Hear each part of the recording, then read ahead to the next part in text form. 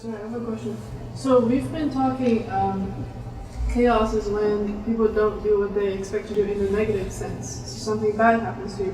What if the reaction is extremely positive, like something that you don't expect, like winning a lottery? Do you also go into a stress response, or? So it would be the same thing? No, it's not quite the same thing. It's a good question, and we will address that. We will address that. I mean, winning the lottery is generally not a good idea for people. You know, because it's just too much.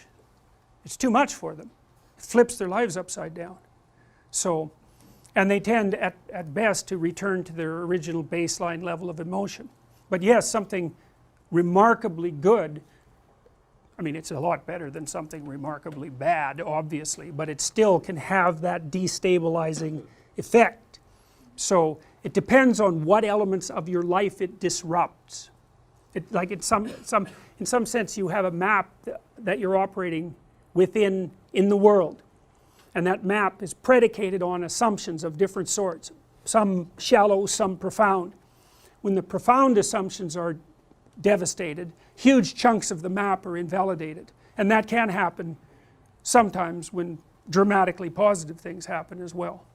So, but the fundamental rule is the more of your axiomatic presuppositions are disrupted, the harder it is on you.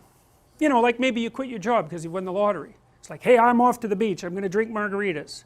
It's like, that'll work for about 4 days. You know, you do that for 3 months, you're a beach alcoholic. It's like, that's a real improvement.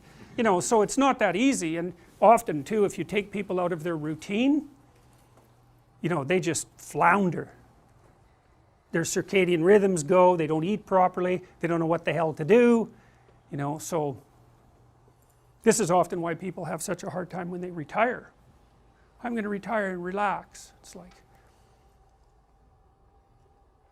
if I relaxed for 2 weeks I would die, you know. I need something to do, I need to be engaged in something.